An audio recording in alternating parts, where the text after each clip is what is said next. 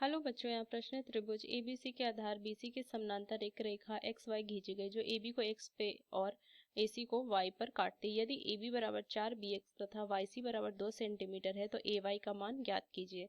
तो चलिए इस प्रश्न को हल करते हैं। मुख्य अवधारणा अगर मैं इस प्रश्न का लिखूं तो देखिए, हमने एक प्रमेय पढ़ा था जिसको हम लिखते हैं थेल्स प्रमेय।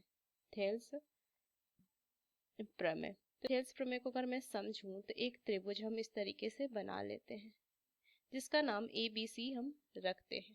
ठीक, इसका मतलब क्या होता है? इस प्रमेय में हम क्या कहते हैं कि यदि एक त्रिभुज की एक भुजा के समानांतर, एक भुजा के समानांतर, मान ले बीसी के भुजा के समानांतर एक रेखा खींचिए डी ई। ठीक, तो ये ए बी को डी बिंदु पे और ए सी को ई बिंदु पे प्रतिच्छेद कर रही है। तो जो ये रेखा है ना, इन भुजाओं को समान अनुपात में विभाजित करती है। मतलब कि ए डी बटा डी बी जो होगा वो बराबर होगा ए ई बटा ई सी के। ये थेल्स प्रमेय कहता है। तो चलिए इस प्रश्न को हम हल करते हैं।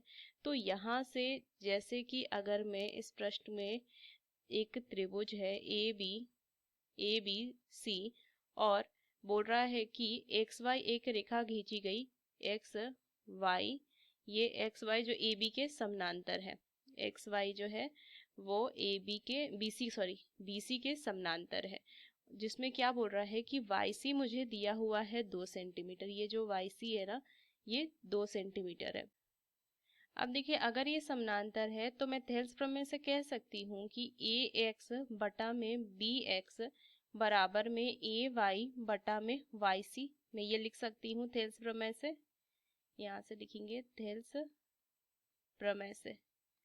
अब देखिए, यहाँ से ए एक्स किसके बराबर है?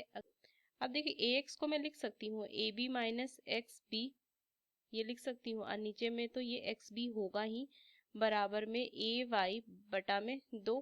अब देखिए, ए बी मेरा कितना है? 4 बी एक्स। तो यहाँ से मैं क्या लिख सकती हूँ? 4 बी एक्स माइनस में बी एक्स बटा में बी एक्स, ये है बराबर में, यहाँ से मान क्या है? देखिए, ये ए वाई बटा में 2।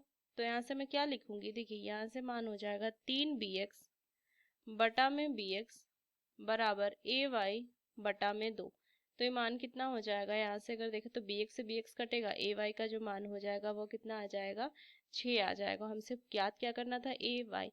तो यहाँ से मैं लिख सकती हूँ 6 सेंटीमीटर। ये इसका सही उत्तर आ जाएगा। विकल्प अगर मैं देखूँ तो ये सी। तो इस मुख्य अवधारणा का इस्तेमाल करके हमने इस प्रश्न को हल किया। आशा करते हैं प्रश्न आपको समझ में आया। धन्यवाद।